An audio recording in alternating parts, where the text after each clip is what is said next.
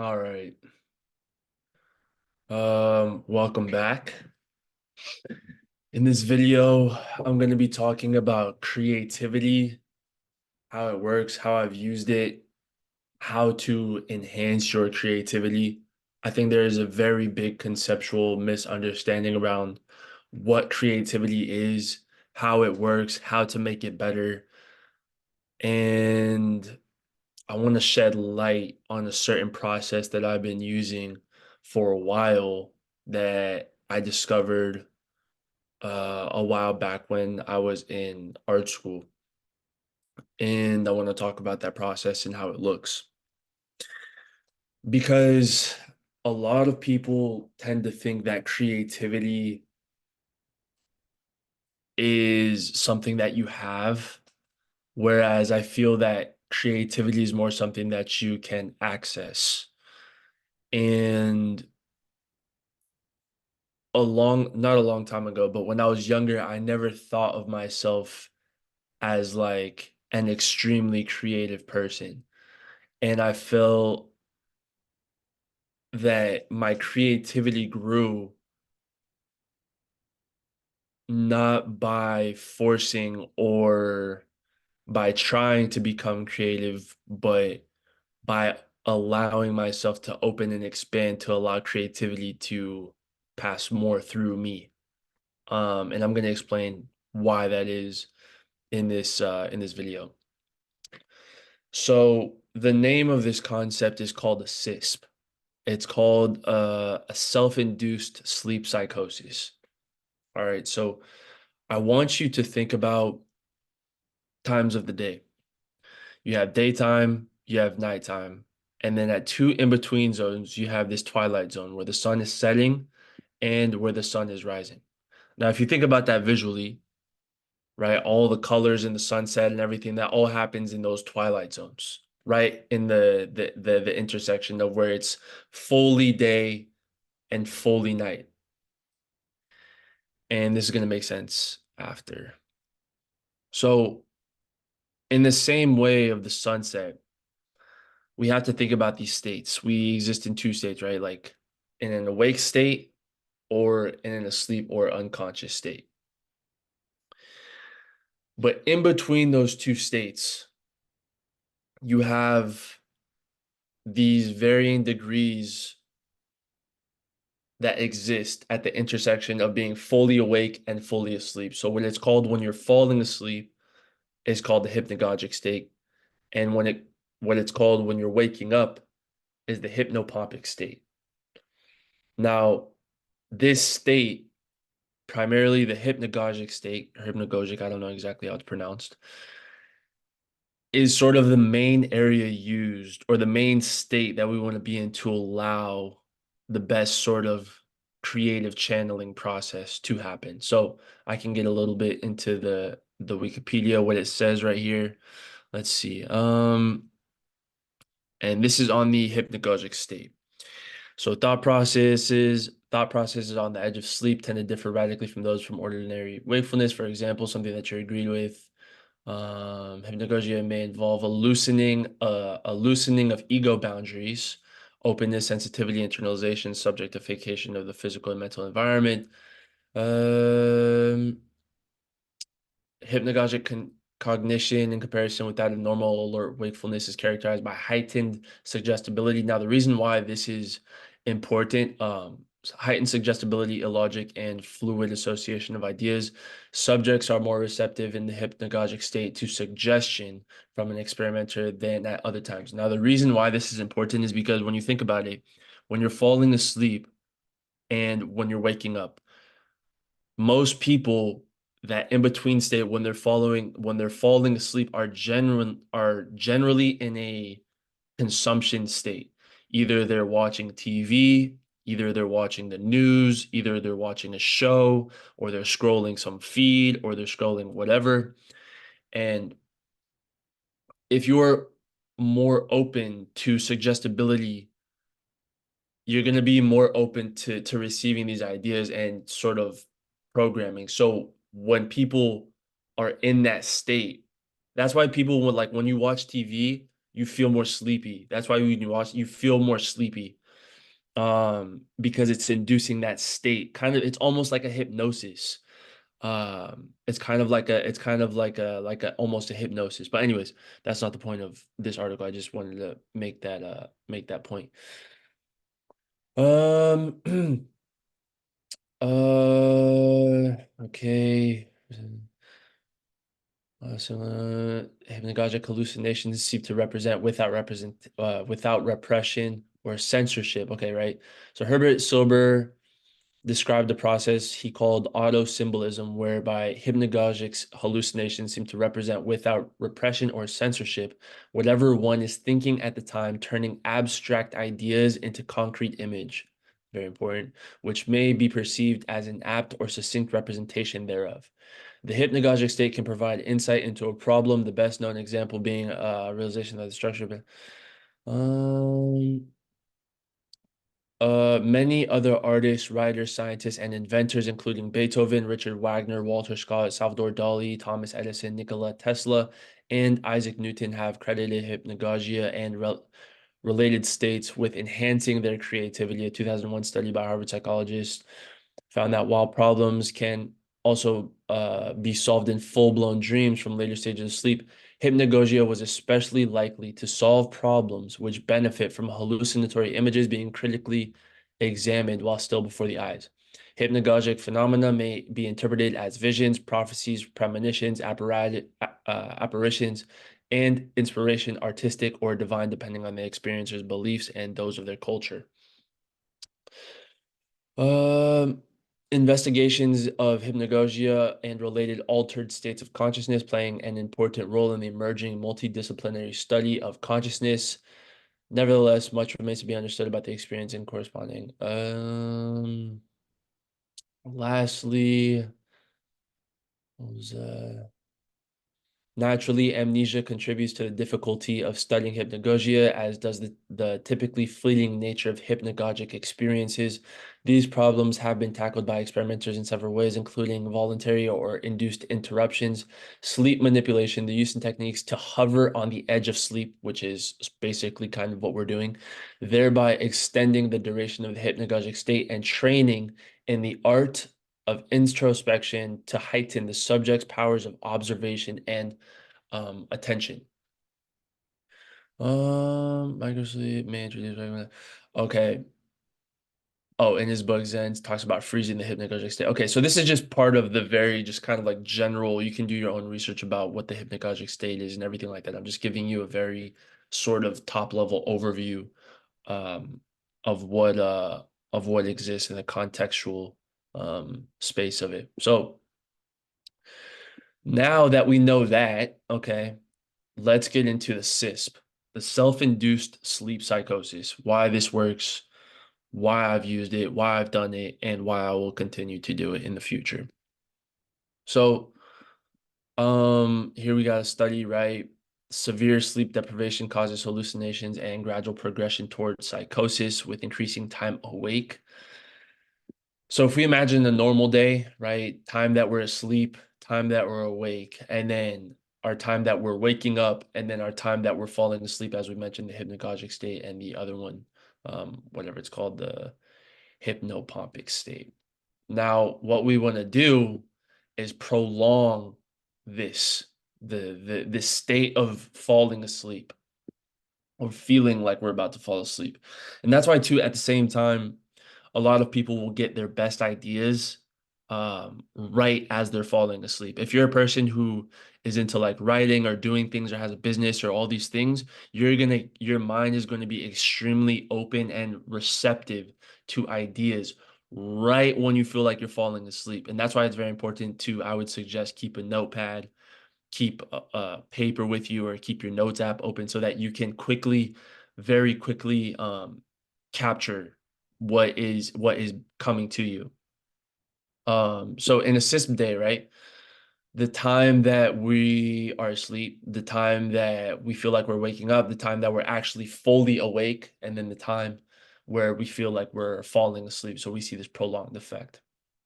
So I'm going to get into briefly this document from the CIA called the Gateway Process. I've read this document a bunch of times, like a number of years ago. But why this is important is because it talks about these sort of altered states of consciousness, and previously, as mentioned about hypnagogia and the hypnagogic state, it was mentioned about the altered states of consciousness, right? Right here. Investigations of hypnagogia and related altered states of consciousness playing a role. Okay.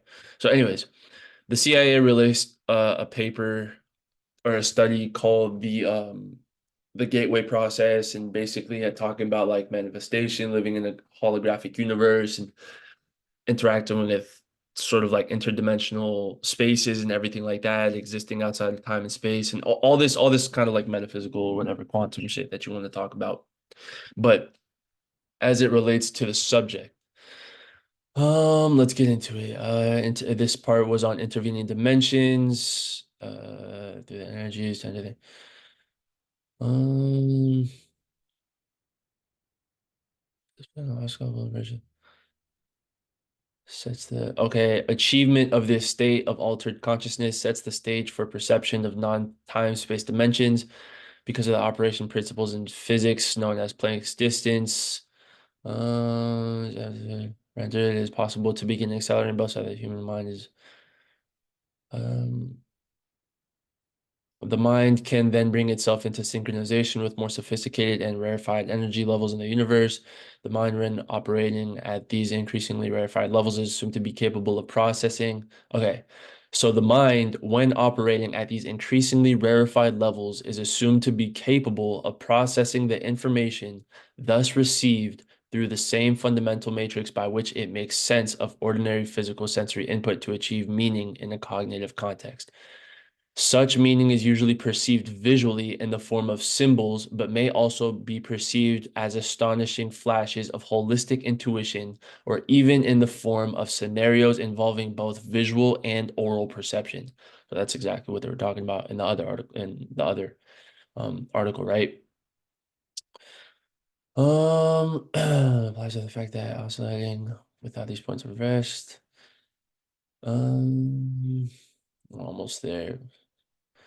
But it is also true that when, for an infinitesimally brief instant, that energy reaches one of its 2 points of rest, it clicks out of time space and joins infinity.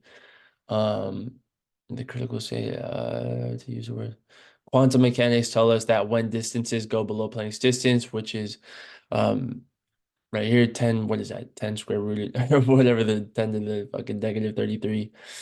We enter in effect a new world.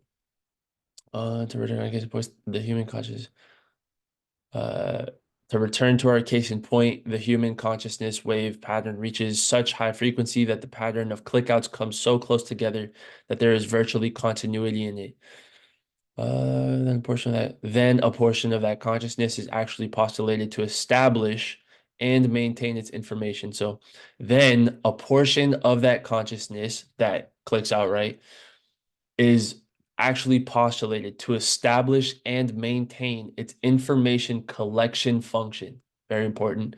Information collection function in those dimensions located between time, space, and the absolute. That was the sentence that I was looking for. I'm going to read it again. Then a portion of that consciousness is actually postulated to establish and maintain its information collection function in those dimensions located between time, space, and the absolute. Thus, at the almost continuous click out pattern establishes itself in continuous phase.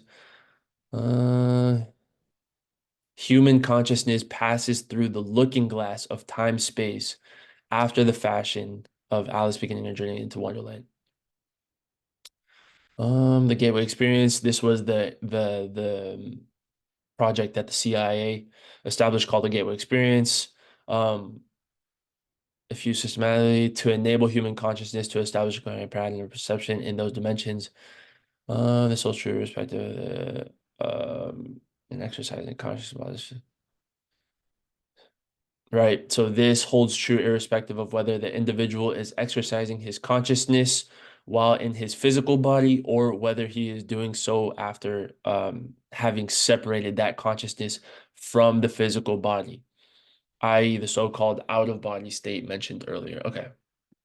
So I needed that context to give you this idea of channeling, right? When I was saying about more creativity is more about being open and opening that gate to allow that consciousness to access that stream and get those visions and get those things and pieces together that you are generally feeling or that is generally in the collective conscious.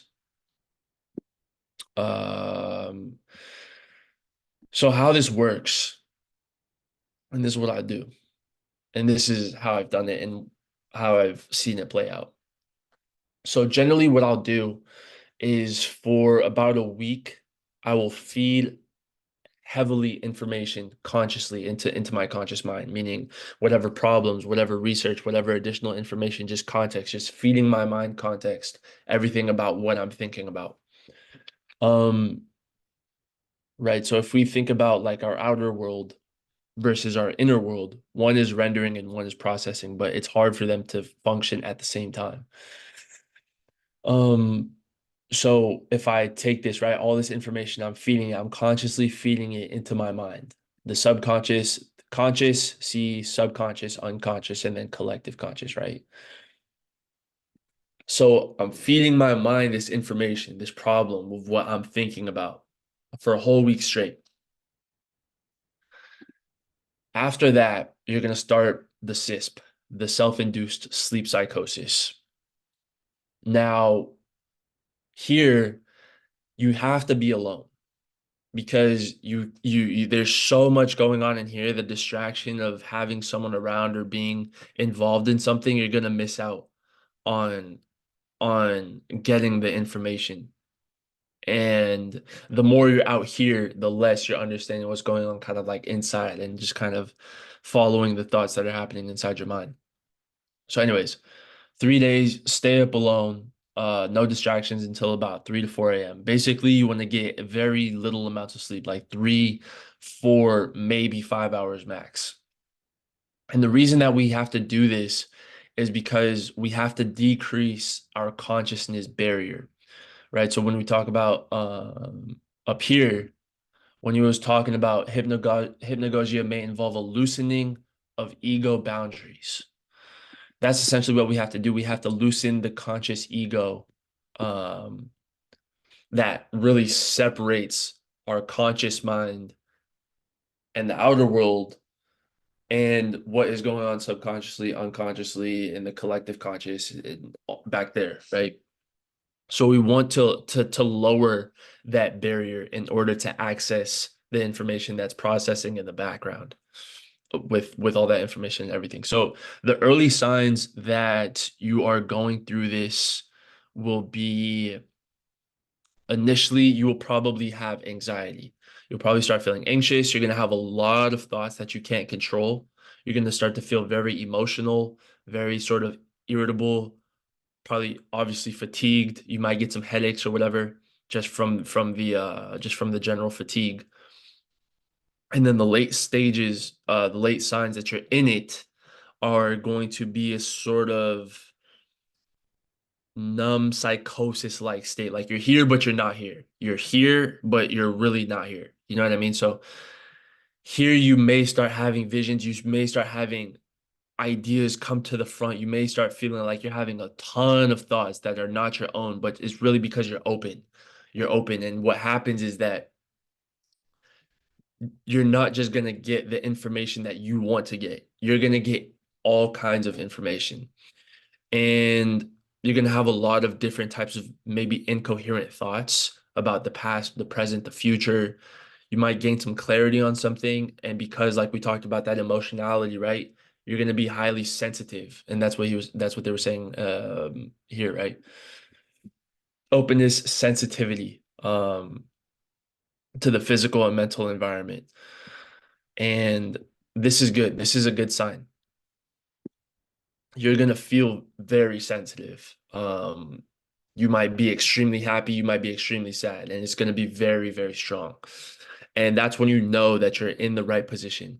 So here, we're not really focused on collecting or making sense of. We're just simply opening the gates to allow ourselves to tap in to what's going on in the processing of that information over here, right? So then third is basically just a record keeping function. Your job is not yet to make sense of the information that you're getting because you're going to be getting a lot of information. Your only job is to record keep and archive that information. It might be pictures, it might be thoughts, it might be words, it might be sketches, it might be this, it might be whatever your sort of like medium or archival process looks like. For me, it'll generally either be it'll mostly will just be notes about ideas or something like that. I'm like, at the time it doesn't make sense. At the time I'm like, where did this idea, I don't know how to make sense of this idea yet, but that's because I'm still, in it. Your only job is now that this barrier, this ego barrier is open, is to see what information is coming back out to you, because the mind really operates a lot kind of like a generative AI, right? Like if you go to Chat GPT or like one of these image generation like yeah, Chat GPT or something like that, one of these large language models, you give it information, it processes the information, and then it gives you back information. Your mind works very similar like that. And the processing that happens though is more so unconscious, right? Like when you type into GPT, you're not seeing all of the functions, all of the code, all the resources and the data of where it's getting that information from. You're only seeing the UX when you ask the question and then it sends you the response. You're not seeing the whole back end side of it. And it's the same with this.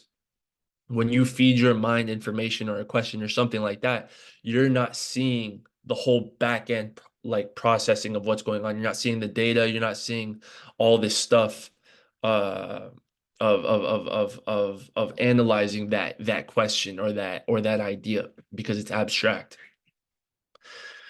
So your mind is going to feed you information that is not yet really making sense. But that's not your job at this stage. During that process, during that 3-day process where you're staying up for 3 days and having very little sleep, um, you are just record keeping. Now, the reason why it's 3 hours, 4 hours, you don't want to go to the point of being completely unconscious or like too much fatigue is is is just going to be harmful. Like you're not going to be able to sustain that. That's why 3 to 4 hours is teeters right on the edge of being fatigued enough to access the state, but not being so fatigued where you're just completely, either fall asleep from or whatever, or go completely insane or something like that, which wouldn't happen. You would fall asleep beforehand. Your mind would just shut down and then you would fall asleep and then you'd be back. Um, Okay, so that's the step number three. And then lastly, the last step is basically to begin deciphering the information that you have recorded. Now, after this, after you've done that, after you've record kept and you have a nice set of thoughts and notes and sketches or whatever, you can go ahead, rest up, sleep for a day, sleep for 2 days, do whatever the fuck you need to do, and then come back to all of your notes, come back to everything that you have, and then start seeing what is making sense. Think back to your problem. Oh, and then you're going to start piecing these pieces together, how it relates to your problem, how it can contribute to a potential solution that you've been trying to solve. And you're going to find that you have much more clarity and a way bigger scope of information in your toolbox to solve or achieve whatever it is that you're trying to solve or achieve, way more so than you trying to figure it out consciously. All right. And this goes with anything. This goes with anything, art, creative problem solving. Um, this is how to actually be creative. And if you watch, right, if you don't have to take my word for it, I'm telling you how it works, but you can go listen, watch any interviews with any real creative, throughout history. they're gonna tell you that it's more of a it's a channeling. It's a channeling. You can go listen to Pharrell. You go watch Michael Jackson. You go see Rick Rubin. You go see Kanye West, or you go see whoever the great artists are in the past, Einstein or whoever. It's a channeling. It's a channeling of information, and really the best creativity is who has the best antenna, who has who can be the most open to opening that gate to allow that information to pass through. Um, and that's really the source of how it works. And then you know, with your tools or skill set or perspective or whatever it is to piece that information together to make something unique. So yeah, that's basically how it works. Um, you know, obviously you can do your own research, try it out, but this is some fucking sauce that literally I promise you, no one else, you will not find this anywhere else on the internet. I literally 100% guarantee that you will not find this information because the way that I put it together, I'm telling you because I've done it. I'm telling you because I've done it and I've seen it and I will do it. Now, this is not something that I recommend doing often. Um, this is something that either I have voluntarily or involuntarily done through just general fatigue or stress or anything like that, and then just sort of like involuntarily induced this state, and just over time with over time becoming more and more familiar with that process, I understood how to basically mold it for myself and mold it on my own and sort of repivot it and channel it into more of a strength or something like that. And so now I have a much better grasp of what it feels to be like in that state, and then also accessing that state if I want or need to. And you're gonna be this is a very sort of intensive psychological expedition. So you will be fatigued. I don't recommend doing this like every week or something like that. This is something that you do maybe like once, every 4 or 5 months, maybe at a time. Yeah, I mean you can try and experiment or whatever, do it yourself. I'm just telling you. Um, but yeah, that's basically the SISP, the self-induced sleep psychosis, how to access higher creativity for yourself. And yeah, so that's about it. All right, I'll be back next time, different subject or something. And yeah, all right, end this.